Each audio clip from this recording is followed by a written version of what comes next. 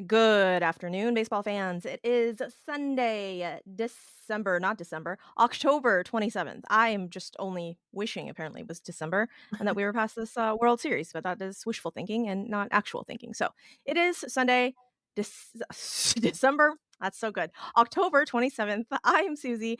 That is Kelsey. This is Bourbon and Baseball, all the balls edition. Kels, how are you doing this fine October Sunday afternoon? Oh man, I'm doing good, Susie. I went out to get myself a special little coffee and I got a cinnamon bun latte. And to my joy and delight and surprise, it had a cinnamon bun on top of the latte. So not only am I all sugared up, I'm caffeined up. The Dodgers are making the Yankees look ridiculous. Yankees fans are spiraling. Life is good. How about you? Yeah. I was very impressed with your Instagram post about or Instagram Beautiful, right? story on the coffee, and I'm all, "What am I looking at? Is this like a cuppy cake? What is this? It looks delicious." So, I am quite jealous because I went to Whataburger this morning for breakfast, and our Whataburger that I normally go to was closed for some odd reason. I don't actually know why. They didn't have any signs up or anything, and after waiting at the drive-through box for 2 minutes and saying, "Hello," Anybody I home? drove off because I realized that there was no one there, and there was a line that had formed behind me, and I'm all, Oh why are no. there no cars? I don't so I was very sad. I went to McDonald's instead. McDonald's effed up my order. So I'm all out of sorts today, and apparently maybe that's why I was thinking that it was December. Who knows? I don't know. But before we get too far into it, Kels, let's give the people the rated R warning because it is in fact a rated R podcast for all of the cuss words, probably some inappropriate adult humor, but mainly all of the cuss words. So if that's not your jam, that's okay. Just head on out, go find you another podcast, a less fun podcast to listen to, and we'll be here when you decide that you do want to listen to all of the balls and all of the fun that we provide on the Bourbon and Baseball, all the balls podcast. Kels, I know we watched. You were around for game one. Game Yes. 2, apparently, you were at the Symphony. Who does that? Why You know why? what? I Kels, am what's happening just here? so damn cultured. I got free tickets from Oh, work, so that's why I went. But fair. I think I got to do some stuff like that in college because, like, I was a music major, but I have never been to see the Philadelphia Orchestra, and they were doing, Verdi's Requiem, which is a very well-known piece, and even though I am not myself a classical music performer, I really appreciate Mhm. all of that, and I got to see the soloists were all from Italy and Armenia and Azerbaijan, and they were just absolutely amazing. And yeah, I was at this beautiful venue. So I really enjoyed it. But then I got out and I found out that I missed a Tommy Edman home run. And this is why I got to keep my calendar open for baseball. Yeah. I not gonna lie, I had tweeted at you about the TommyEdman home run, and I was shocked that A, I didn't get a response, but B, that there was no response at all on the timeline from you, and I'm all, Yeah. "Is she Okay. dead? What So happened to her?" I actually have to tell you what happened at the beginning of the symphony because you will appreciate this. If Okay. anyone has ever been to a concert like this, it's very formal in the way that you are expected to act in the sense that you don't applaud between pieces.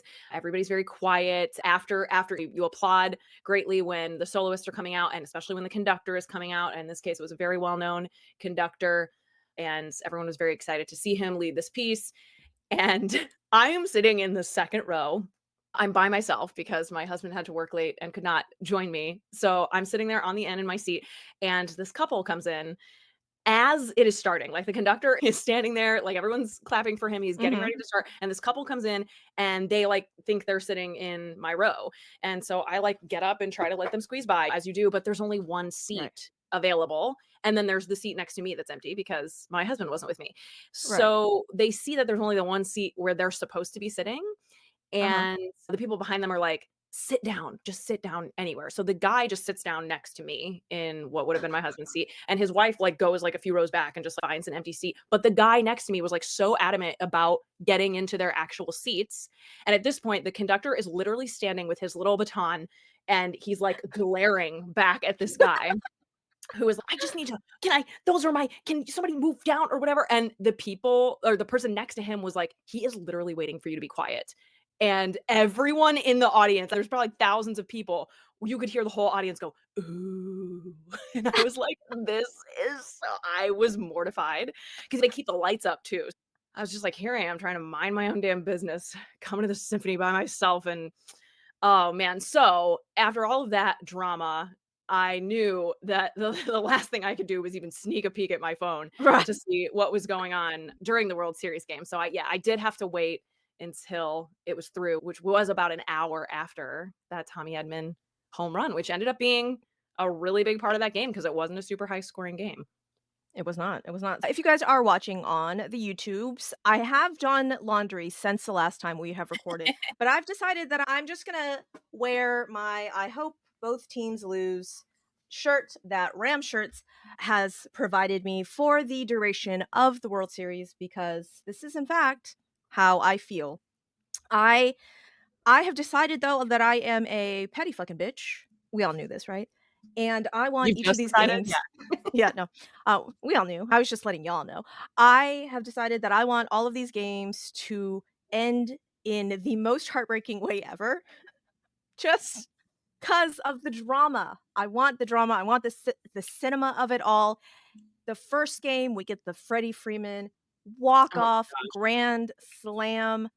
I cannot actually believe that this is a real stat, but that is the first walk-off grand slam in World Series history. Hell Out of yeah. all of the World Serieses that has been, that was the first one that blew my mind.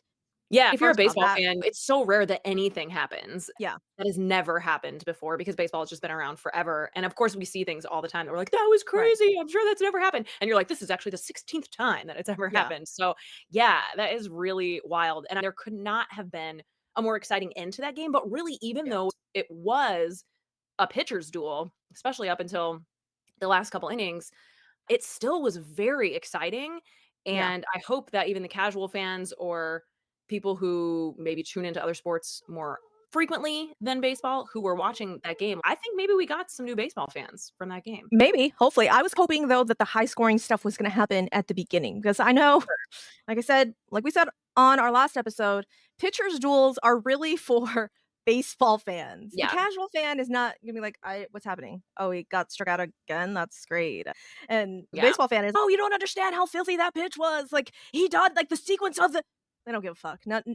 We care about runs scored, points on the board. That's what we want. And so the fact that it was such a pitcher's duel up until the ninth inning, essentially, yeah, it was cinema. And again, the fact that Freddie Freeman on the one bum ankle mirrored Kirk Gibson's freaking, what was that, 3-run home run, 2-run home run from 86 yeah. down to the minute, Down to the down minute. the exact minute. I'm sorry, what? Oh, so the Dodgers were just predetermined to win because how does that even So become orchestrated? I don't even know the correct words that I wanna say, but that when I read that stat, I'm all, "No, that's not right. That can't be right."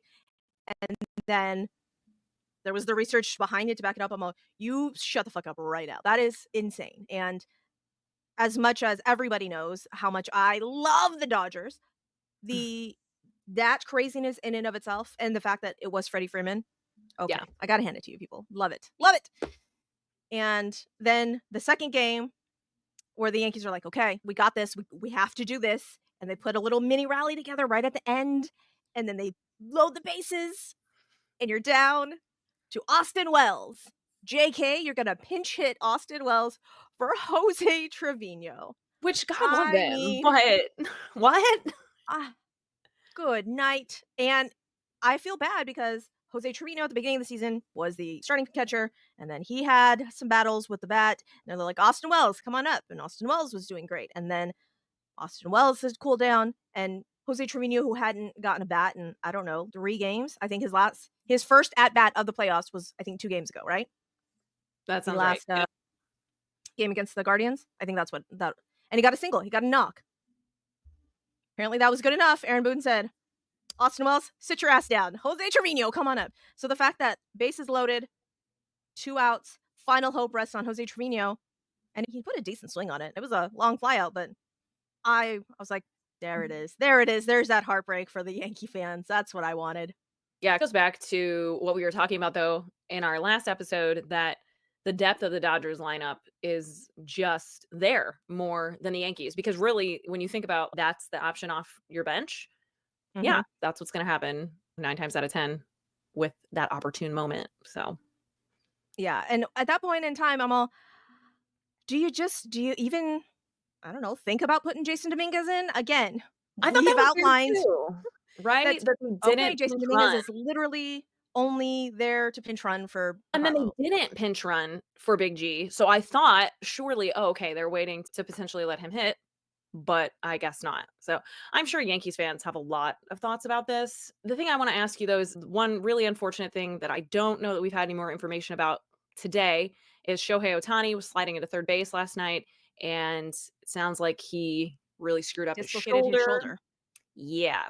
And that was really scary and really sad to see, unless you're a Yankees fan, because there are videos of Yankees fans at watch parties who are acting like they just won the World Series because Shohei Ohtani got hurt.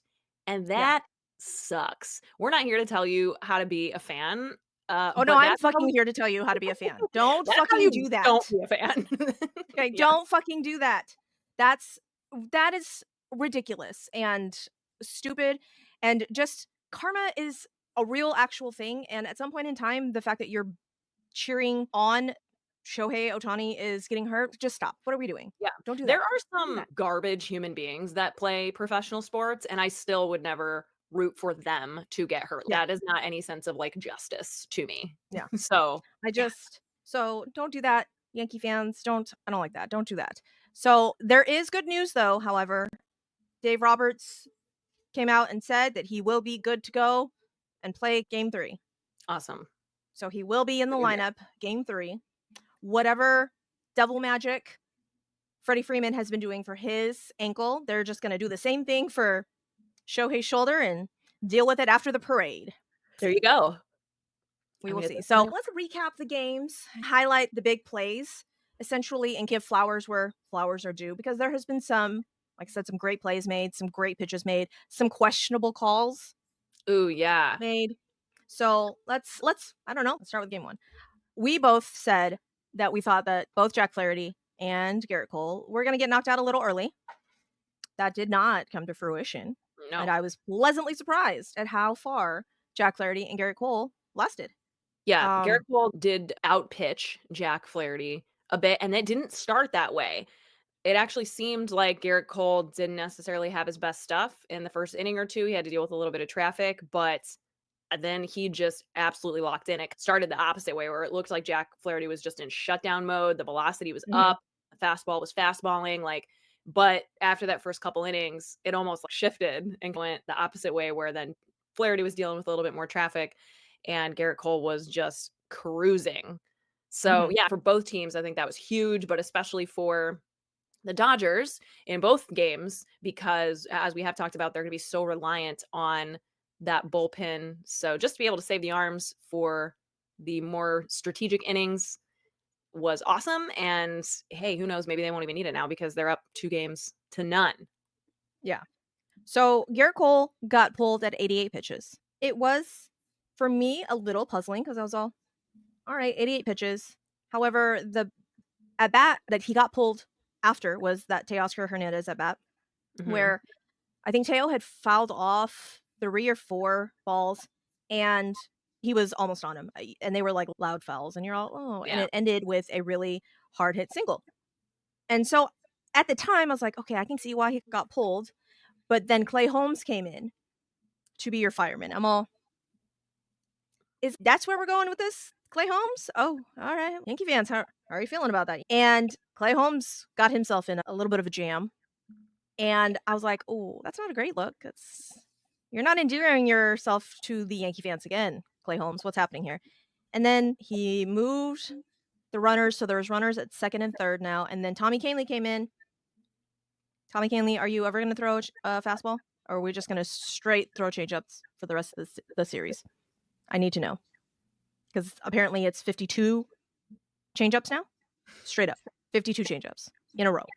He has not thrown anything else, 52. At some point in time, do you think that fucks with the batters, though? They're like, "No, okay, now, like, surely he can't throw me Right. another changeup, right? Surely." So they're all waiting for the fastball, and then he just dots him up with a changeup. I don't know. It's got to be part of the strategy, I would assume. But yeah, my favorite part of Tommy Kahnle was Tommy versus Tommy, of course, because that's where the magic really started to happen. Tommy Edman. We gotta talk about it because he's an LCS MVP, but he is on track right now, I would say. I know that Freddie Freeman grand slam was unreal and amazing, and it will be the moment that people remember, I think, regardless from this World Mhm. Series. But Tommy Edman is now tied for most postseason hits in or I'm sorry, most postseason games with multi-hit games in Dodgers Yes. history. Hello? And we're only 2 And he's games in. only been on the team for Yeah. 3 months. He's only even been active this season since mid-August. I As much as I have joked around with you, Kels, and jokingly have said Tommy Edman, World Series MVP, sure, because I have because not been he's on a joking, team. Suzy. I know you have not. I know you have not been joking, Kels. No, you are 1000% serious about this Tommy Edman MVP, and I have been like, "Oh, yeah, that's that okay," because he is, again, Yeah, you're on okay a with that team too. with Shohei and Namuki and Freddie, and you're like, And Teoscar, like, everyone. "And Teo," yeah. No, but no, it is looking more and more like you are, in fact, a known ball knower, Kels, and are the smartest woman on the planet. The Smartest person on the all-knowing. planet, I take that back. Smartest person on the planet, Thank you. and you're like, "Motherfuckers, I tried to tell y'all that Tommy Edman, World Series MVP, how many months ago? Just, Yeah. Scouting departments, I am available for the right price. Just putting that out there. I have been here all along. True thing. Saying this very thing would all happen. the yeah, I tip my hat, if my imaginary not imaginary hat now to you, Kelsey, because Tommy Edman, I'm pretty sure if Tommy Edman could hit right-handed pitching, he may be the best player alive. He needs to shore up Yeah. right-handed hitting, and he would be the best baseball player alive. When I Yeah. saw his splits, because I was like, "Oh, ha ha ha, Yeah. against left-handed pitching, he kills left-handed pitching." No, he legitimately kills left-handed pitching. Yeah. I think he's got a 1.4, 1.2.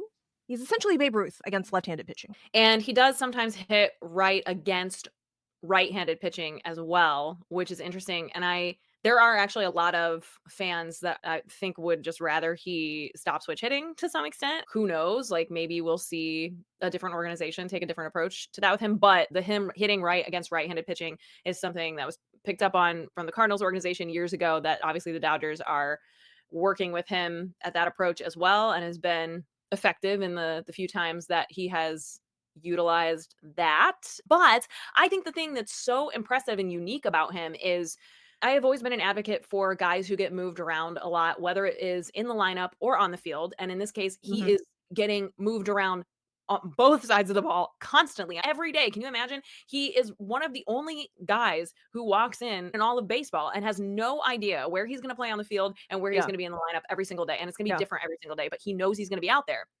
And he somehow is able to thrive off of that. He has just really embraced the whole relax and win and go with the flow mentality, yep, which is, I think, a huge part of any player's success, but he's just taken it to a totally different level and it makes him so wildly valuable. And I hate to say that I'm glad he's on the Dodgers because obviously I'm going to miss him right, forever on my favorite team, but I am glad that he's on the Dodgers because I'm glad he's getting the attention and the opportunity that he is to be in a lineup where he can actually be as effective as he is. Because I'm sorry, if you look back the last handful of seasons for the Cardinals, half of the reason that his numbers even don't necessarily reflect like his ability is because he's in somewhat of a black hole of a lineup to some right, extent. And yeah, I think it's tough because there's so many ways in which baseball is a team sport that you don't even think about.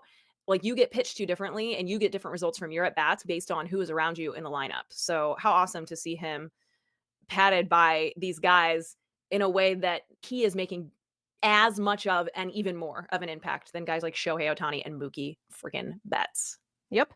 And I shouldn't say that I'm shocked, but I'm pleasantly surprised at the amount of coverage that he's now getting because he's Yeah. on the Dodgers. And hooray for you, Tommy Edman. We have been here. I have been on the bandwagon since Kelsey has dragged me on there. I was just gonna like you because, half Asian. Hey. Yeah, and And then, he played for Team Korea in the World Baseball Classic, and we know that there's a huge interest and following in baseball in the Korean League and beyond as well. So, as much research Shohei Ohtani has, Tommy Edman is great representation for that and the growth of the game there as well. absolutely. Yeah, that first game, like we said, it was a pitcher's duel. It was 2-1, bottom of the 8th. Tommy Kahnle has, like we had outlined, literally only thrown changeups. Of course, he goes in, bottom of the 8th. Shohei's up to bat. Shohei's sitting changeup. Guess what? Shohei hits a double. And it was a couple of feet from not a double, from a straight up home run. And gets the double, and then just some heads up base running, gets to third, because I'm not quite sure what Gleyber was doing there. I don't know if it was Gleyber's issue or if that was Anthony like Rizzo, because it was in no man's land on the infield behind the pitcher's mound. But the fact that Gleyber Torres just gave up on it and was not, I don't know, Well, it was busting his actually ass to try and get there. yeah, it was scored a throwing error on Juan Soto was what got him to third, which I thought was interesting. That is Gold Glove candidate. Gold nominee. Yeah, Yes. yeah. So it took a little bit for Juan Soto to dig it out. But I was still very confused on why that play happened because Yeah. and I wanna say that I follow the MLB rules guy person on Twitter, Mhm. that does all the scoring changes, and I wanna Yeah. say that got changed to an error on Gleyber, I think. I'm not Oh, positive on that, okay. but MLB still says, like in the wrap here, it still says that it's a throwing error on Juan Soto, but Soto, yeah. I don't know if that's been updated or not. Yeah, I will double check that for you if I was a good podcast host. I would have double checked that for you before we started recording, but I am not, and so this is what you get. There is an issue there because heads up base running, Shohei's now to third, and you're like, "Oh, alright, I guess. That's great." And then now Luke Weaver has to come in for a 5-out save again. And I'm like, "How many times are we gonna do this?" I understand that Luke Weaver is a failed starter, so he is in fact he can go this long, but Sure. why?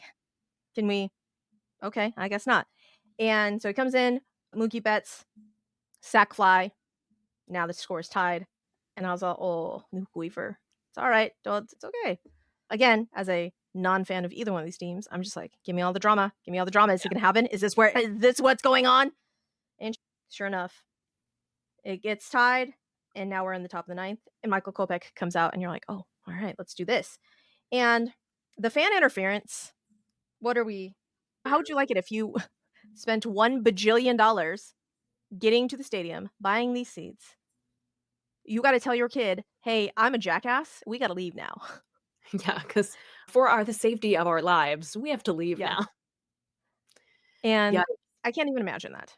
Part of me is, do you remember, Suzy, when we were getting tickets to sit we sat in the front row of the outfield at Camden Yards, and when I was getting those tickets, you were like, "I don't know if I wanna sit there because I don't trust myself." So part of me Yes, is, like, can be very empathetic to that I think many of us would just instinctually do what that fan did, and honestly, I don't personally think it would have changed the outcome of the game. it wouldn't have.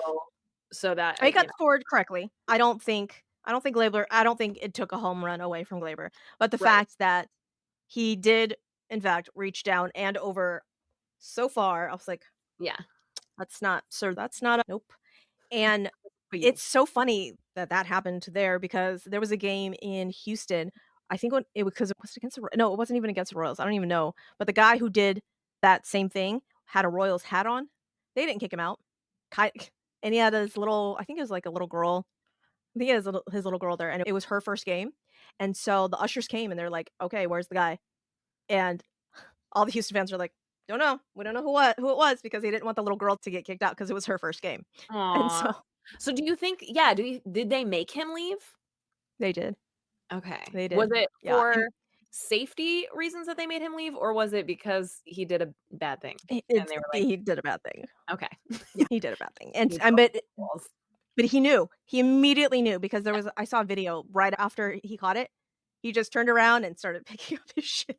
yep. He was like, "We gotta go." It just and I was like, "Oh," but yeah, I felt bad for him, especially because it was the kid's I don't probably his first playoff game, World oh, man. But Yeah, the kid was definitely, Tanner like, yeah, 10 years old at most. Phew. yeah. Fan interference, the Glaber hits a double. Michael Kopech intentionally walks Juan Soto. I don't think I would have ever thought the day would come, Kels, where you're walking Juan Soto to get to Aaron Judge Yeah. because Aaron Judge is the soft spot in your lineup. Yeah. And I should know better. I should know better because this is I don't know how many playoffs now this is that Aaron Judge has just disappeared, but he's the weak link, and I hate to say that because of what he has done in the regular season. In 162, Aaron Judge is a Superman, and then when the lights are brightest, he says, "Peace, I'm out." He doesn't actually say that. I just really think that they're going after him a bit differently, but the Yeah. fact that he is that Zach Greinke still has more postseason hits than Aaron Mhm. Judge, That's a fun like, stat. right? Yeah, the thing is, kudos to the Dodgers here because you gotta play the hot hand the same way that you gotta go after the cold hand, and for as much respect as anyone would show Aaron Judge any day of the week, they had to do that in that moment, and obviously it ended up serving them very well because Aaron Judge popped out in that at bat, which Mhm. was huge.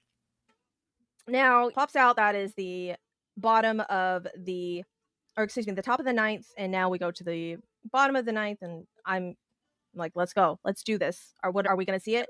We did not see it in the bottom of the ninth. No, we got free baseball, and I was here for that. I was very excited. It was So late here, and I had to work early on Saturday, so I was like, "Okay, this is fun," but we actually that's when we were like, "Okay, let's go upstairs, we'll put it on in our bedroom and see if we can stay awake," and my husband fell asleep, but I was still awake, so I was able to wake him up when the important part happened. I love that. Hopefully, he didn't yell at you like I yelled at my husband during game 5 of the No, I was 2017 World Series. so this is so annoying and cute, but we were, like, holding hands, and he was sleeping, and I, like, squeezed his hand. I Oh, swear I probably, like broke the yeah, little bones in his his hands hand, and probably look like Anthony yeah. Rizzo's now, but worth it. It was definitely worth it. Now, can we talk about all of the bases that Jazz Chisholm stole against Blake Trinan? I was not aware that Blake Trinan was as horrible at holding on runners as he is. I That was not part of my I mean, information that I when had in my head. you're yeah, when you're a shutdown closer, it's not something that you probably spend a whole lot of time worrying about, so I'll give it to him there, but that could have been really problematic. Unfortunately, it was not. Yeah. But the fact that he stole hit a single, stole second, and then stole third. The stealing of the second, you're like, "Okay, yeah, yeah, yeah." But Yeah. when you steal third, now you're like, "Oh shit, Is he gonna steal he's home? on third," right? Well, I was hoping that we would see that. Not gonna lie, because again, I would have loved him trying to steal home, and then like somebody throwing in and then catching it out at home because that is cinema as well. So Blake Trinan intentionally walks Anthony Rizzo. I was a little shocked that they walked Anthony Rizzo because it's Anthony Rizzo. Yeah, He's been decent, and that I guess they didn't like that lefty righty matchup, or maybe they were right. just worried that Blake Trinan was gonna hit him. I don't know. So Yeah, they put him that off. would I don't not have know. been the time to take the risk with that. Yeah. Good point. And Jazz steals third. Anthony Volpe comes in, grounds out. Now it is 3-2 because Jazz scores. And at this point, I was like, "Oh, wow. I can't believe the Dodgers are going to lose the first one at home. Oh, that kind of sucks. I should know better. I should know better because the Dodgers magic happened." Tommy Edman And brought Devil Magic over because he did. they lost this game when they did not get Tommy Edman out in the bottom of the 10th. Yeah. Because when they did not get Yep. Tommy Edman out, who was hitting ninth, not only did they have to face Shohei Ohtani, but they were very likely gonna have to face Mookie Betts too, and Yeah. there's just only so much you can do at that point. You've got your closer in who's already gotten 2 outs more than he usually has to, and here we Yeah. go. So Yeah. Jay Cousins comes in because it replaces Luke Weaver because we've already said Luke Weaver has to get a 5-out save, which obviously didn't happen. So Jake Cousins gets in. Will Smith flies out. Gavin Lux gets walked, and you're like, "Ooh, that's all right." And then Tommy Edman singles. And now I see NestorCortes coming in. And I had all of the questions. I forgot that was All the of the weirdest questions. part of this game. NestorCortes was coming in, and I need to pat myself on the back and give myself some flowers because that's what I do on this show.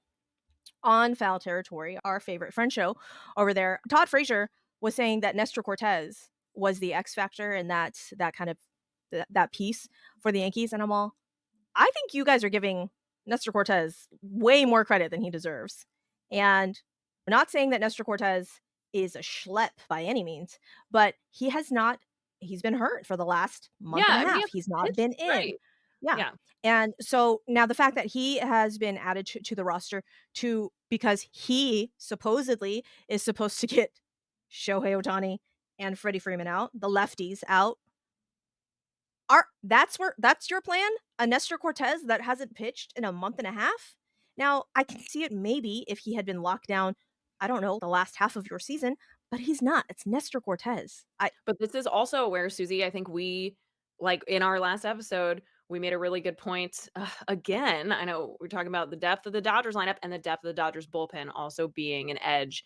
And this was another example of that when they got into extra innings, and especially when they had already used Luke Weaver earlier than you would Mhm. ideally want to. I felt pretty Yeah. good about the Dodgers' chances. Yeah. So they bring in NestorCortes, and I'm like, why are we doing that? Tim Hill is right there. He's right there. Tim Hill is literally on your bench, and he had been performing for you guys so well. And they had said they put up the graphic or something of NestorCortes' numbers against Tim Hill's numbers. And admittedly, they did. They slanted towards NestorCortes. But can we just use some common sense, Yeah. people? Can we just, analytics department, can we use some common sense? Can we say, hey, at Nestor's peak, yes, he probably is the best option here. But the fact that he hadn't pitched in 37 days in an actual real live game to Yeah. real live hitters where the outcome actually matters, can we just, an analytics department, can we say, maybe, just maybe, the quote unquote soft landing spot for NestorCortes of all pitchers is Not here. ShoheiOhtani when the game is on the line? What? Let's not do that. I'm not, again, not saying that maybe Tim Hill is much better, but at least Tim Hill has been there and shown you that he could do it. I That's just my personal opinion there. But the fact that when I saw that, I think I tweeted out, Shohei is going to hit this ball to the fucking moon. That I thought that a ball was just never going to land. And I was wrong.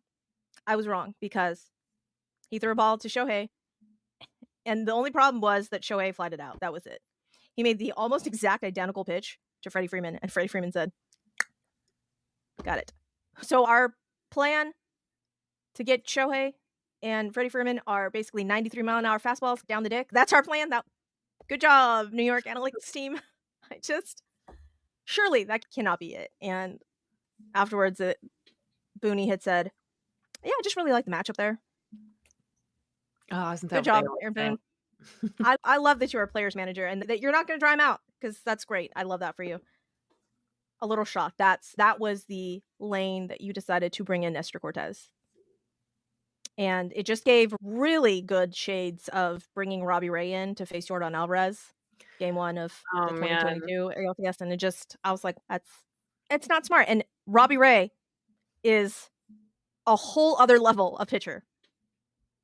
A whole other level of pitcher than Yeah. NestorCortes. There was Cardinals fans were comparing this to Mike Matheny, former manager of the Cardinals, bringing in Michael Wacha, starting pitcher. Again, especially at that point in his career, different caliber Right. than NestorCortes, innings, in the 2018 World Series, I believe. So, yes, there was definitely some moments where this writing you would have thought was on the wall historically as well.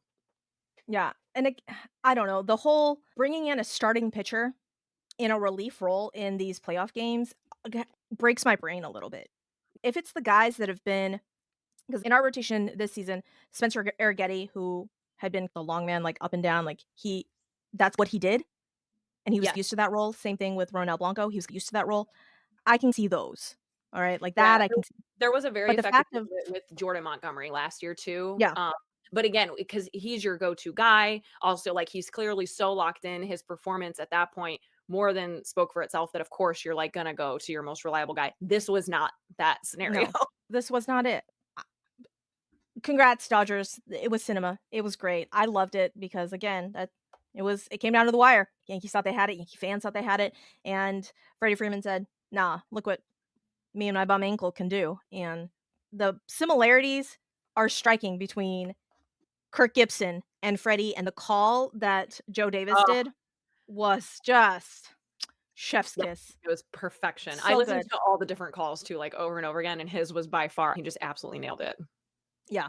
I was going to be a little bit salty about Joe Davis, who is normally the Dodgers Yeah. announcer for the games. I was going to be a little bit salty and be like, can he really get excited for the Yankee, and he did. He was very good for both sides, and so shout Yeah, his out Joe call of Davis.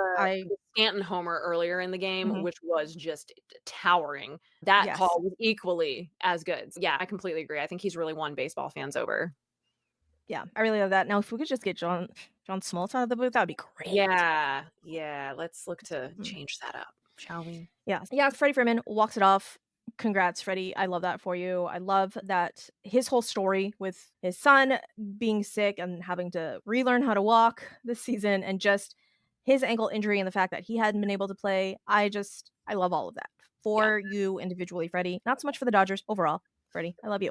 So, second game happens, and that was my kind of issue with the whole thing. I'm like, if they can't win the Gerrit Cole start, like if the Yankees can't win the Gerrit Cole start, I don't know if they can do anything because Gerrit Cole pitched his fucking ass off, right? Yes, he I did. mean, just to come in and be like, "Oh, JK, Clay Holmes and NestorCortes, thanks for nothing. I don't appreciate you." A part of me feels bad. A part of me doesn't because I'm a petty bitch. But a part of me does feel bad for Gerrit Cole because he For did. He Gerrit put up a Cole, great performance. Yeah. yeah, I was not anticipating that. I don't know why, because obviously he has those starts from time to time. He absolutely had the ability to have that kind of a start, but that was where I really thought, wow, this was the X factor for them, was him having that kind of a start. So yeah, the fact that they couldn't make the most of that Yeah. made you And think this is a rocky start. And so then I was like, okay, 88 pitches. And then Aaron Boone had said, I'm trying to save him for game 5. I didn't want to overexert himself. Aaron Boone, I get that. I do. But sir, you got to get there first. You got to get there first. Yeah, at this rate. You got to win. You got to win the game first in order to get to the game 5. Like I don't know. I just Does thought he go again in that game 4 if it's an elimination game for them? on short rest, I don't know. It may be all hands on deck. I I'm probably sure it will be at that probably point, but yeah, that could be. maybe he'll come out with a Scott Boras hat on and be like, "I am an affiliation of myself." Who knows? Who knows? I'm not salty about that at all. I do. I'm not salty about it at all. It's just it was a little questionable. There was just lots of questionable things in this game for me personally. If I was a Yankees fan, I probably would be complaining about it just very loudly. And also the umpiring. My goodness, all of Oh. the missed calls, the missed balls and strikes. Yeah, which was such a bummer because I think they did a really good job. I liked how they were highlighting that the home plate umpire was his first time starting behind the home plate and being the crew chief in a postseason game, or maybe it was just in the World Series. But anyway, he was the first Venezuelan umpire to have that honor. And they did a really good job of a little highlight and feature on him. And it was like literally as soon as they said that, the calls just started rolling in. And it was such a bummer because I was like, oh man, now we all know his name too. And in the postseason, in the World Series, nonetheless, that just cannot be happening. No, I cannot. And game 2, it seemed like it was a little bit better. I Yeah. unfortunately had to work an event, so I was photographing most of it, so I was just watching the gamecast and statcast, excuse me, and listening to it on the radio. But it seemed like there were not as many missed calls, and I was pleasantly surprised at the amount, or I guess the lack of missed balls and strikes. And I was very excited about that. I'm like, good job. And I think the whoever was back there for game 2 I don't think had great numbers. So I think everybody was expecting a really horrible umpired game 2, and shockingly, that did not happen, and I love that. Alex Verdugo, I need to give my tip of the hat to you, Alex Verdugo, because you made an amazing catch that literally took you over the railing in that game 1. That's going to be overlooked and overshadowed because of the outcome of Yeah. the game, but I thought that he had busted his head open when he came back Yeah. because It was I really was cool to watch because he was yes. totally fine. It was really cool to watch it back. Very exciting. Good on you, Alex Verdugo, for catching that. Shohei literally went over the wall to catch the ball and get him out. I'm like, And oh, at that point, that was a huge out. Yeah. it was. It was great. It was great. So, Doogie, shout out to you for doing that. And then, I don't know, did you forget that you were a Yankee for game 2? Because I saw some video of you vibing out to Ice Cube when Ice Cube was just like talking I shit. mean, can you blame him? I Thank can't, but it you. cracked me up. It cracked me up. I was like, sir, are you listening to the words? I don't think you're listening to the words of the song. The whole point of the song is telling you all to bow down. It cracked me up though. But maybe that's what happens when Alex Verdugo doesn't have facial hair. But I forget that he got traded from the Dodgers to the Yankees. So maybe he's West Coast boy. I don't know. We'll see. We'll see what the Yankees do pregame. Who do you think I don't know. Who do you think the Yankees will bring out for pregame? Oh yeah. Do we know anything about what is happening, like, even national anthem-wise yet? Let's see. In the Bronx, as No. we were bragging on them last week, they don't necessarily always feel like they have to do a lot of special things because they're the Yankees and people Right. are gonna pay out the ass to come either way. So, who is singing the national anthem? I don't know. Oh, this is for Yeah. the Dodgers. Yeah, we saw Brad Paisley do game 1. Oh, also, this has been a very serious headline that's been bringing baseball fans together all over the world, really, that there is no steal a base, steal a taco promotion from Taco Bell this Yeah. What are World we doing, Series. Taco Bell? Taco Bell, way to just completely bail on us. Wow. I don't Sad. know. I was a little sad, but they've gotten a shit ton of free advertising because of people talking about those. Yeah, about how mad we are about no free taco opportunities. Yeah. Oh my gosh, Billy Joel is going to sing the national anthem. Is this real? No, never mind. Internet, so wrong. Wouldn't that be incredible though? That would have Oh been man, incredible. Yankees, that would have Wow. been incredible. Maybe you can make it happen. I can't find it Yeah, yeah, now. yeah. 3. It says TBD still, so they're holding it close to the vest. Maybe Alicia Keys will come out and sing New York. Oh, Who knows? hell yeah, that would be awesome. That would be. We'll see. All We right, will 2. We'll get into game 2. Carlos Rodon and Yoshinobu Yamamoto. And Yoshinobu Yamamoto looked pretty much every bit worth the $25 million that the Dodgers paid for him. And I was like, okay, all right. The fact that the first 3 batters had a full count, I was like, Yoshi's gonna get knocked out pretty quick Yeah. if these long at bats keep happening. They said, nah, because of course, who who has you? Who has you? Tommy Edman with his home run. And I was like, "Yes!" I would like I said, I was at an event. I was photographing an event. I was supposed to be very professional, very demure. Nobody expects me to be demure, let me just be very clear. But the fact that I was photographing in the middle of photographing this couple in front of this background, I hear it in my little ear pod, and I cannot stop myself from exclaiming, "Yes!" The people that I was photographing just thought I was absolutely fucking insane, You and were they just like, looked at me and "Got they the go, shot, baby." "Yeah." Not that shot, but And I was like, "Oh," I was like, "I'm so sorry. I'm listening to the game, and your picture looks great. Just if didn't you'll even need to scan give this yourself little." up. Yeah. I go, "If you need to scan this right here, you can download your picture." And the lady just looked at me, and the guy goes, "Who's up?" And I was like, "The Dodgers." I was like, "Tommy Edman just hit a home run." And he goes, "Oh, man." I go, "You're a Yankee fan?" And he looked at me and he goes, "No." He goes, "I just don't want the Dodgers to." He goes, "I don't want anyone to win." I go, "I've got the perfect shirt for you." Okay. And he laughed, and I brought up the picture of the "I hope both teams lose" shirt from Ram Shirts, and he goes, "Oh my god, I need that shirt." I go, "We all do. We all do. That's why I have it."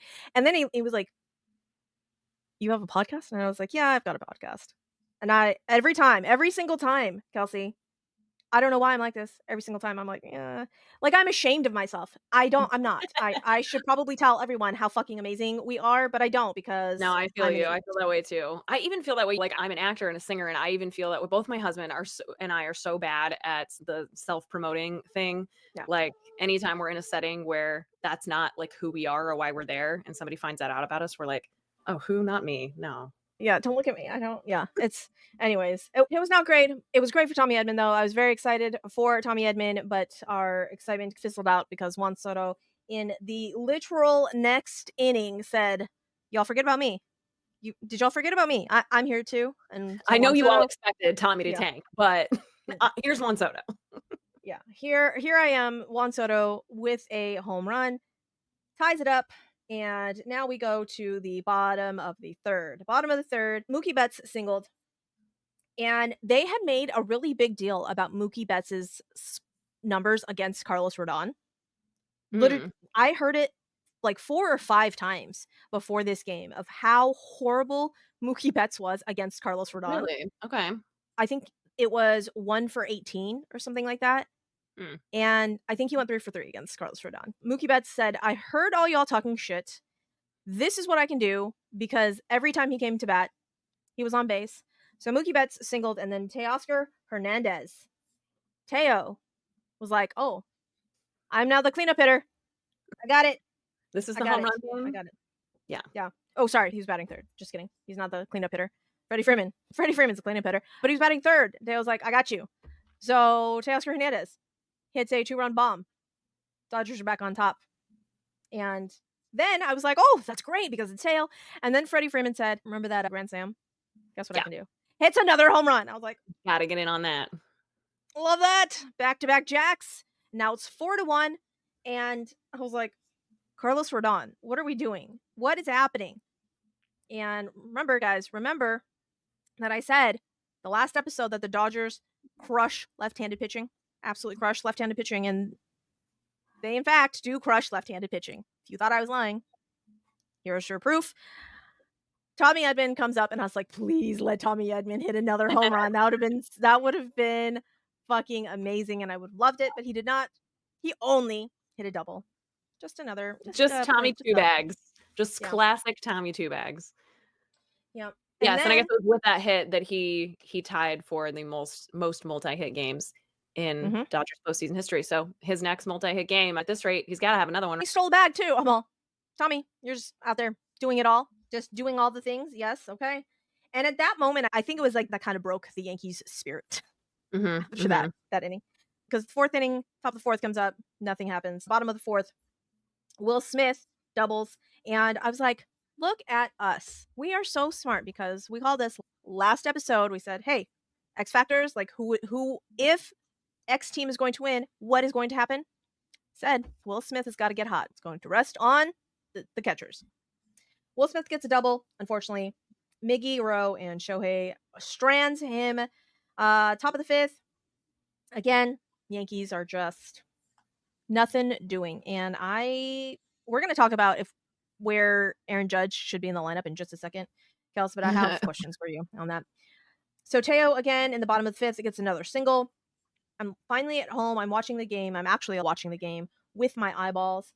And is this all we're going to get? That's fine if that's what we're going to get, but I want more theatrics. I want some those more drama. mid-innings were really quiet and went by really fast, and a big part of that was credit to Yamamoto being really efficient too. Like, he was using his defense, got a lot of ground ball outs. We didn't see him. I think he only had like 4 strikeouts in his 6 1/3, but I think that was a huge part of what ultimately led to him being able to stay in the game as long as he did, which again, huge for the Dodgers.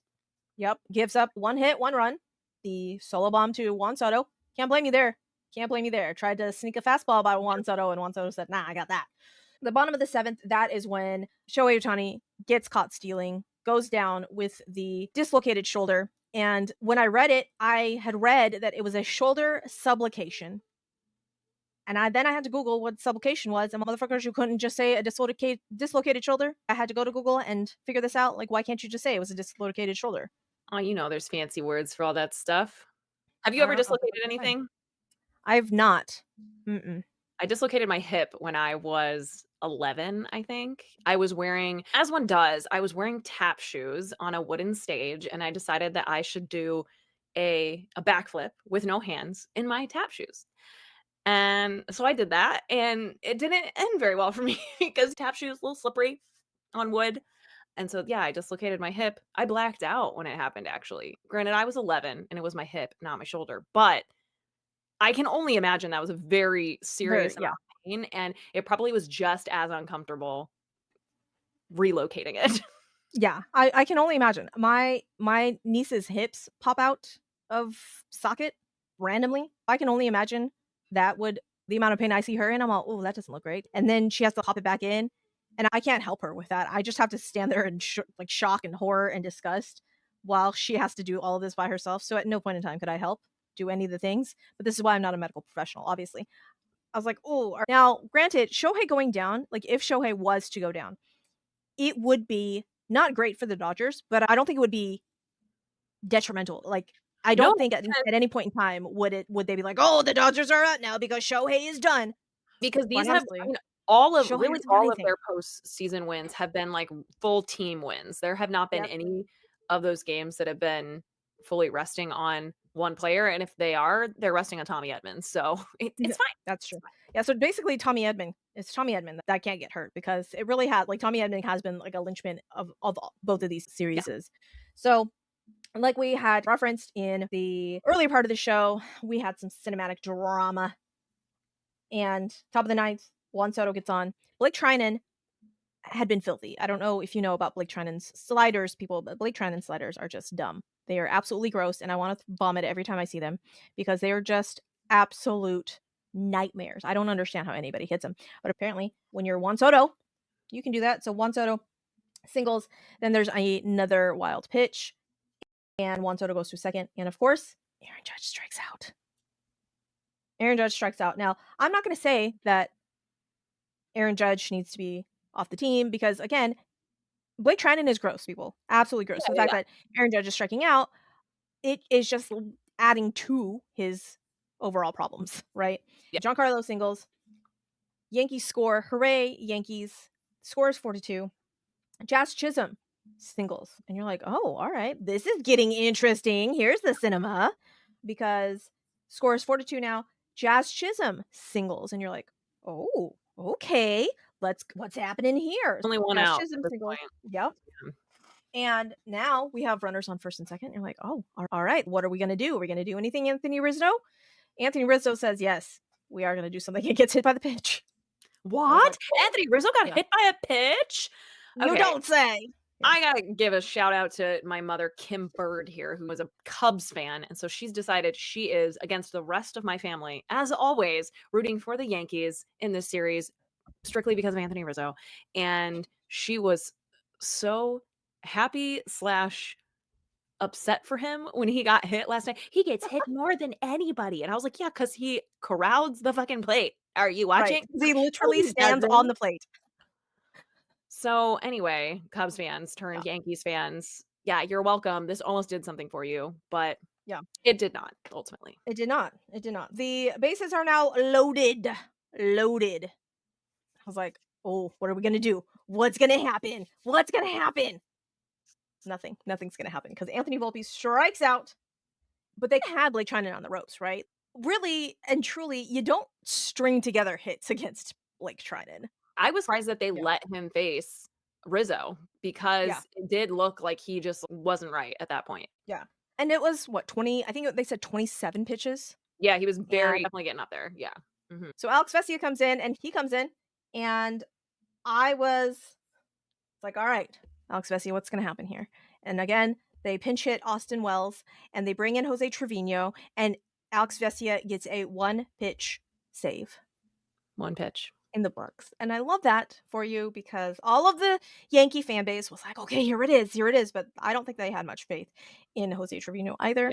No, and the But same way I thought it was, like, even extra heartbreaking that the same way that there was that one pitch for that grand slam, like, first pitch and mhm, grand slam to Freddie Freeman the night before, that it was first pitch, yeah. And like I said, Jose unquestionably a Trevino, flyout. Yeah. he did. He put a decent swing on it. He did. When you don't see actual playing time for quite some time, Yeah, I don't I know. agree.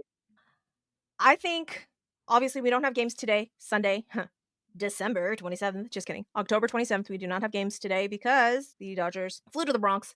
And now we wait for tomorrow's game, which is Walker Bueller versus, have they Bueller named versus Clark the. Schmidt. Okay, let's see. Let's see what happens. Yeah, those Let's are both see. pretty wild card starters, so, it should be very different than these first 2 Yeah. games, I would think. I like I said, I wanted a bloodbath. I wanted bloodbath. I wanted football scores. Give me And now we're at 13-12. Yankee Stadium too, where Mhm. every ShoheiOhtani fly ball is a home run, so, yeah, let's go. I'm just saying, the ball was flying last night. The ball was flying last night. The ball was not flying the night before because there was some long flyouts for the Yankees. And I'm just saying, were the Goldilocks balls in play last night? That's all I'm asking. That's all I'm asking. And if the Goldilocks balls will be in play for the rest, because again, we want to see the runs. We want to see the runs on the board. It's gonna be I want to see, chilly in the Bronx too. I actually isn't think it? that's cool that we have the 2 different environments. Yeah, I would assume it's been Ooh, the temperature has definitely dropped here, and I it's usually warmer where I'm at than it is in the Bronx, a couple hours north of here. Let me check it out. I think it's gonna be interesting. All right, pretty chilly, especially by the evening. let's see. So that yeah, that will be interesting to see how that changes how the ball is moving, but also just how certain players adapt to that better than others. And I actually Mhm. thought that was something that was problematic for Aaron Judge. Like we often see him have a slow start too in April. But Mhm. I'm like, you're in LA. So it's not like cold. Like it can't be like the weather necessarily. Yeah. But yeah, tomorrow in the Bronx, the high is only 61. So it'll Ooh. probably be 50 at night. Ooh, that's chilly. I don't like Yeah, that. it's gonna be chilly. I don't like that at all. No, thank you. Yeah, we get to see Jazz in Alright. his full head gaiter again, that'll be But fun. I love that look. I do love that look. You know what other looks I like though, Kels? What? We talked about how neither one of these teams have mascots, how neither one of these teams they were low on vibes. Yeah. I rescind my statement just a tiny bit because Brent Oh, Honeywell and his mullet and you called it, you and his said, if he's on the roster, he's what's he going to gets be the fun. Yep. difference maker for vibes. Yeah, yeah. And he's there. He is there with his mullet He said, "I'm gonna show up and for you, vibes. Suzy." And did you know that his aunt gave him a perm? Gave him a perm Okay, so to he does get have a those perm. When I saw that picture of him, I was like, "Damn, that looks like a full-on '80s perm too," but I didn't even think eh, that it could actually have yeah, been okay, love and it. he did it to give the guys something to talk about, to give the guys something to tease him about, to make some funny shit happen. I Brent love that Honeywell so is the much. fucking Dodgers mascot, and Yep, I'm here for it. yep. I'm here for That it. mullet is the mascot. I love Obsessed. it. I love it. I love it. I love it. I also think that I Jason Bateman is, like, the honorary mascot of the Dodgers. Have you seen him? He is literally like, every diehard baseball fan, like, can see themselves in Jason Bateman at Dodgers games. He is a very serious baseball fan, and he has always followed the Dodgers his whole life when they are at their worst, when they're at their best. He actually has been saying for years that he wanted Jack Flaherty on the Dodgers, so he's a baseball fan through and through, and he's got that one earbud in every single game, and he's mhm, usually, like, by himself because he's just, like, completely zoned in. Obviously, if you right. got so I love when they show shots of him because I just think we can all relate to being Yes. him in that I mean, moment. I don't know if everybody can relate, but I think you and I can relate because I have been known to do the same thing, to listen to the radio broadcast, and to also have my phone out to watch the Statcast pitch by Mm, pitch because I need I want to know what's happening. I want to know where those pitches are because when you're in the stadium, you can't really see where those pitches are. yeah. At least I can't because A, I have tiny eyes and bad vision. So I need to see where they're at. And when the last time I went to a game, the people behind me were like, "Are you fucking kidding me right now? Who are you?"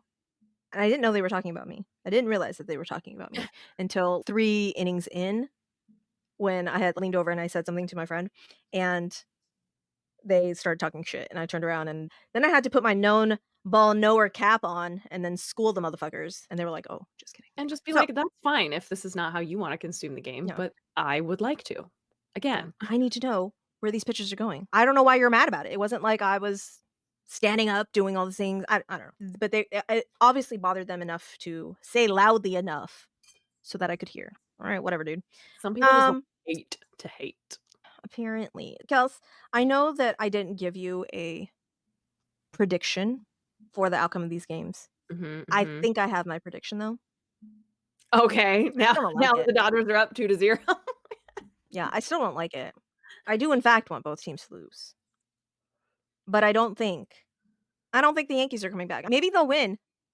Maybe they'll win all 3 games in the Bronx. That wouldn't surprise me. I'm Yeah. gonna I'm gonna not say why it's not gonna surprise me, and I'm gonna just say that it's because the Yankees are gonna play very good ball. That's not why I think so, but maybe the Yankees can do it in the Bronx and only in the Bronx. I do think that it was more important for the Dodgers to win the Flaherty and Yamamoto starts Mhm, than because those are their only. I feel bad saying that Walker Buehler's not like a real starting pitcher, but you just don't have remotely the same expectations out of him or even hope mhm, that you can out of Yamamoto and Flaherty. So I could still see it going to a full 7 games for sure. I don't think by any mhm. means the Dodgers can sit back and Rest on get. their laurels.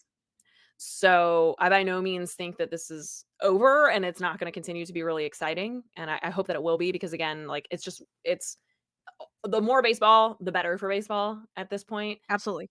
and we would love to see it, but yeah, so I guess my prediction is that I think it still goes to at least 6, if not a full 7 Mhm. games, but I do think the Dodgers are ultimately gonna be victorious. I think the Dodgers are gonna win. I hope it goes 7, and like I said, I hope that it's walk-offs every single fucking night. I really do. I really, truly do. Because 'Cause I'm Me a petty bitch. Because 'cause I'm a petty why bitch, but not? also Like, just bring because it. it's the cinema. Yes, I want the theater of the games. I want people to be fucking talking about it because of the ridiculousness of a walk-off grand slam in the World Series. Yeah. I want that. I want Jose Trevino striking out with the bases loaded and snatching victory from the Yankee. I want all of that. Give me all of it.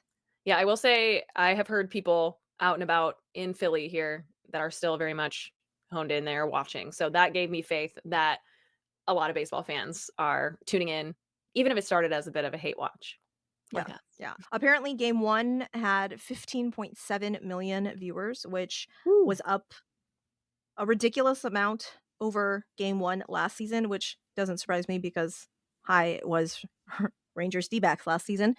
And apparently it rivaled viewership numbers from the 2017 game 1 Mm, Dodgers versus Astros. okay, yeah. So that's some good numbers there, Mhm. and I believe that was just US numbers. That wasn't even counting Japanese numbers. So, Wow. I can't wait until the actual Japanese numbers come in and we see what the Shohei effect is. So, they have baseball with breakfast, which I don't hate. Oh, I no, I actually love it. absolutely love that. Some of my favorite times to watch are when they do, like, the Sunday morning, like, 10 AM Mhm. broadcast or whatever. I guess it's earlier, especially where I'm at. It is, I think, actually 10 AM here on the East Coast. But, yeah, I've really enjoyed that, and if I was them, if I was over there, I'd somehow be figuring out how to take the PTO or come in late, be all over that. Yeah, It's absolutely. been worth it so So, far. yeah, I love this for baseball fans in and of itself just because we get more baseball. We get more Mhm. baseball, but I do know quite a few people that are like, "Absolutely not, I'm not watching this. I'm not watching this World Series," and that kinda makes me sad for you, but they're like, "I'm just gonna watch the highlights." Okay, that's fine for you. I guess you can just watch this show and we'll Yeah. fill you in on all the deets. No, my brother and my dad both fell asleep before the 10th inning in the first game, and they were really Uh-huh, sad that which I uh, don't blame them because it was right, late, and when you're not a fan of either team I'm sure there was a lot of people who did the same thing that right. they were like, "Okay, like, this is exciting, but who knows how long this is gonna go on," because Yeah. I was thinking the same thing, like, "This could be the 14th before we know it. This might be the way this No, goes." as soon as I saw Nestor Cortes coming in, I was like, "Nope, it's done. Yeah, It's I done." knew it was worth it that I had stayed up, you're right. I saw Nestor coming in, I'm all, "No, Shohei is hitting this ball to the fucking moon," and I was wrong. It was Freddie that hit it to the moon, but regardless. Yeah, but when That those are was your chances, one of the 2 is yeah. gonna work. Yeah. Yeah, so they play game 3 Monday, game 4 Tuesday, and then if needs be, Wednesday. No Halloween baseball. No No Halloween Halloween baseball. baseball. No Halloween baseball because, if necessary, that will be the travel day, whatnot. And then if game 6 is necessary, Friday, November 1st. If game 7 is necessary, Saturday, November 2nd. So the next time we record, Kels, we will probably be wrapping up a World Series recap. Yeah. Yeah, so, well, I guess the real question is, Yankees fans, are we dressing up on Wednesday night? Like, I wanna see costumes, and I would love that. I That would be feel like great. last year, did we have a World Series game on Halloween? I feel like there was one recently. Anyway, I know that in 22 there was Halloween baseball. my coworkers and I were joking that because we are going into the office on Halloween. We work from home sometimes, but we will be in the office on Halloween, and we were joking that we're all gonna come in, like, our sweats and shaggy beards and be Bryce Harper on his couch in October just to Oh my really gosh, I thrill the really people. love that. So that might I be love the that so office much. collective costume. We'll see. Yeah, there was in 22 there was Halloween baseball because the Astros players, all of their little kids went trick or treating door to door in the hotel. I love that. See? That's why we need some Yeah, Halloween baseball. and it was so sad, Kels. It was so sad. Last season, obviously, it didn't happen, and one of the little kids was like, "Oh, we finally get to go trick or treating like normal." And then this season, when it didn't happen, Ryan Presley's little girl, I think, had said, "I don't get to go trick or treating in the hotel again." And she was mad. Like, she was very upset that Damn she it, was dad. missing out on trick or treating on Halloween. I can see that being, like, a really Yeah. cool and fun memory. that you would look Yes, forward to doing again. but the fact that for what, 4 years, that is what she knew. She knew it was trick or treating on Halloween because the Astros were always in the playoffs. Yeah. But it was adorable. That was her expectation of Halloween because of that. And I was like, that is adorable and heartbreaking all at the same time. Yeah. I don't know. I don't know. I'm trying to finish off one of my daughter's costumes. She's going to be Jose Altuve. Amazing. Yeah. Last year she was Kyle Tucker. This year The she real wants to question be is, though, is she wearing a buzzer as part of her costume? Kels. I rescind your known ball knower status, ma'am. I rescind it. I revoke it. Um, Sorry. I had to go there. Did you see oh my god.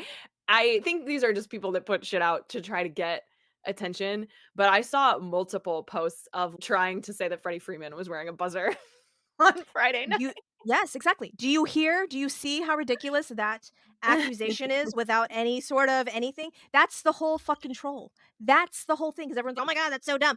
Exactly, motherfuckers, but yet everyone is saying that everyone fucking believed it about Jose Altuve with no evidence, with no nothing. They saw a circled picture and then everybody Yeah. ran with it. Of course Jose Altuve is wearing a buzzer. That's the troll. That's the troll. That's the whole fucking joke. And everyone's, I can't believe that you would actually believe that. Exactly. Here we Exactly. are. The People. age of the I know. internet. Here I thought I was going to get through a whole episode without raising my voice to that level, So Kelsey, sorry. and that I'm didn't happen. sorry. That didn't happen. But yeah. So before we started recording though, Kelsey, you had a question that you were going to ask me. Since it's spooky season, it's Halloween week, I've got to ask you first, what is something, it can be team specific, it can be a trend, it can be a rule, anything. What is something that you think that Major League Baseball should put to rest? They should let rest in peace from now moving into the new season of 2025. What is something we should just get rid of?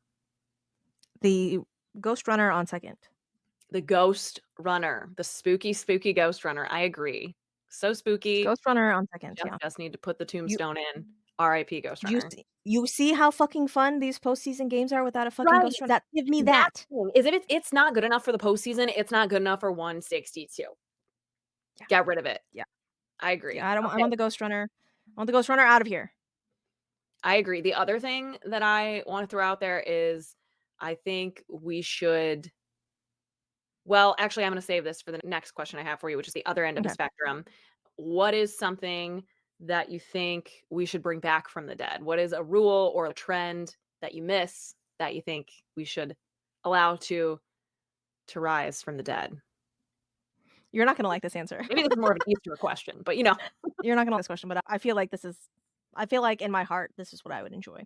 I need Okay. fisticuffs to come back in baseball games. I I knew need you were gonna straight say up I need straight up fucking brawls to come on back because there's just hasn't there just hasn't been any in baseball. They really and truly hasn't been. There's been some pushing and shoving, but no straight up Nolan Ryan putting Robbie Ventura in a fucking headlock and there's none of that. Again, I watched the 2004 documentary of the Red Sox. I need brawls. I need full on brawls, and I need the brawls to come back with very minimum consequences. I'm Because, like trying I to said, remember so I was actually at a game, and I was probably, like, 12 or 13 years old. I can't uh-huh. remember exactly what year it was because I can't remember who the pitcher was, and I will look it up and tell you because I believe it was an Astros. This would have Mm. been back when the Astros were in the Central Division, so they were playing the Cardinals at Busch Stadium on Easter, and I was at a game on Easter where Tino Martinez, who had just been traded from the Yankees to the Cardinals, he was on second base, I believe, and he charged the mound and, like, straight up socked the pitcher, who I believe yeah, it was an Astros pitcher. So I was at that game, and I just remember thinking it was so cool that I was there. I could tell about it because when stuff like that starts to happen, they don't show the worst of it on Yeah. TV either, which I appreciate. I don't condone violence of any kind, but I do understand the excitement around it. And what I think that we should allow to rise from the dead is the true starting pitchers matchup, which I think, especially if you watch that Red Sox documentary, the Pedro Martinez, Roger Clemens facing off, like that just elevates the entire experience and the excitement over the game. And the thing that's different about baseball than other sports that I think is part of why some people don't get as into baseball is that on On basketball teams and on football teams, there's usually, like, one guy who is, like, the difference maker, and then there is that position Right. in those games. There is the quarterback who always gets paid way more than everybody else. On baseball teams, it's not always one position. There are certain positions that are more premium positions. Obviously, starting pitchers, especially right now, are getting paid more than other positions, but it's not as drastic, and it's not as, like, writing on the wall as to how your roster construction has to be. But I think having those starting pitchers be the marquee, the name above at the top of the marquee moment is something that I miss a lot as an old baseball fan. And kind of by the same token, what I was going to say before is that I think we need to bring back the nuance of the relief pitcher. I would like to see the rules at least shift a little bit back to not having the specific minimums for or as strict of minimums for relief pitchers because I think we're seeing the art of the relief pitcher get lost a little bit and the value of them too. So I like seeing the specialists come out of the bullpen, and that's something that I think we could play around with a little bit as well. Okay, so you think that the 3 batter minimum for a relief pitcher needs to go? Yeah, Is I that just miss the matchup. I don't know okay? that it needs to go fully back to how it was because I do think it can get a little muddled, right? Like, I just Mhm. think there should be a different maybe we can have a 2 batter minimum or you can have a certain you can only switch out a certain amount of times or something like that, but yeah, I Okay, miss the matchup game. interesting. Okay, I like that, I like that. And I think Um, we're seeing relief pitcher there are certain players that I could just see that would have more success and be highlighted more if that was more of a thing. I like that. I think coming from an Astros perspective, because like I said, typically 90% of the time, if our starters are going, we expect them to go 6. That we Mhm. expect them to get quality start and do the things. So when watching other games, other starting pitchers when they're only going 4 or 5 innings, it is a little bit not jarring, but it is for me, I think I appreciate our starters that go a little bit deeper Yeah. and really that aspect of it. So seeing openers when essentially watching a Rays game, I'm all, what the fuck is an Yeah, opener? and there are Because, so many getting teams that are relying annoyed. on that too. Yeah, the Cardinals and the Astros have a lot of things in common in terms of their development and the things that are important to them, but yes, the innings eaters are obviously something that the Cardinals have relied upon as well, so maybe that's part of it too, is we're just, like, used to seeing that Yeah, and that being the expectation, but it has changed drastically, even just in the last few years of how teams use pitching overall. yeah, and it's that whole 3rd time through the order Yeah, type of yeah, thing, which is so and valid, but yeah, it's come to be more problematic because of the fact that you're relying so heavily on the swing and miss guys, and they can't be as economical, and so they're also just not gonna get that 3rd time through the lineup, and they're not gonna approach the hitters in a way like, you're not gonna get as much swing and miss the 3rd time through. If that's yeah, not your bread and butter, you're probably at least somewhat more effective if yeah, your placement is what you're relying on and the bat to ball outs yeah. are more your thing. But here's my thing though, if that is the worry, the whole 3rd time through the order type thing, none of these pitchers are gonna get any better if they don't ever face the order a 3rd time through, and my issue is, granted, I don't want them to get shelled, but at no point in time, if they're not if they can't struggle through, they can't figure it the fuck out, then why are they commanding these ridiculous ass contracts? Do you know what I'm saying? Yeah, To go 4 innings, to go 5 innings? yeah. I don't A know. 5 and It's just diver. Ugh. yeah. And we'll dive into all of this in the off season as well, and I have questions for you too, Kels, because I think at some point in time, I think the relievers are going to shift into more of the long relief type of guys, Mhm. and the guys that are just coming in for an inning. I think that era of relief pitcher is dying out. I Yeah. No, think it totally I think is, which is why I think, yeah, there might need to again, the rule changes are always to instigate something specific, yeah, and in that case, that might be where we need to run it back with the batter minimums for relief yeah. pitchers. So, we shall see, but again, we will talk about more of these hypotheticals in the off season. That's the good I'm stuff, very man. excited. Yeah. I'm very excited because I have hypotheticals for you. I have many hypotheticals for you. And for our audience, if you have questions like this or theories like this that you would like to pose to us, come find us on the socials. Kels, where can they find you on the socials? On the Twitter at KBirdTweets, that's KBURD. Tweets is where I'm at. My podcast, Peace, Love, and Baseball, is everywhere. You can listen to your podcast as well as on YouTube on the KBird Tweets YouTube channel. So once you're done here, you can always head over there. For sure. If you guys have not already subscribed to this podcast on all of the podcast platforms, I don't know what you're doing. Hit subscribe. If you have not hit subscribe, the big red button on YouTube, do that as well. The event that I was telling you about, Kels, I had a gentleman come up to me and ask me about the podcast, and I was like, what about the podcast?" And he goes, "Are you still doing it?" I'm all, "Yeah, I'm still doing it. We No, just put out where a are you couple of at? episodes last week." And he goes, "Oh, you haven't said anything about it on Facebook." And I need you to know that my Facebook profile and Facebook audience is a very different breed I think of most of us can relate people. to that. Yeah. And so my Facebook audience is not prepared for podcast season. And so I don't really put it out there. So if you are for some reason here from Facebook and you haven't subscribed, hit the subscribe button, because then when we do release You won't miss the it. new episodes, then you're notified. And you're like, then you don't have to come up to me and be like, "What happened to your podcast?" Because it is in fact still going very strong, and we're here. We are here. And he laughed, and I was like, "That tells me that you haven't subscribed yet, and now I'm mad at you." And he laughed, and I go, "But no, for reals though. I don't know why you haven't subscribed, because it is in fact a good podcast. If you've not given us the 5-star rating, please do that. Give us the nice words in the form of a review. We would love that. I would love that so much.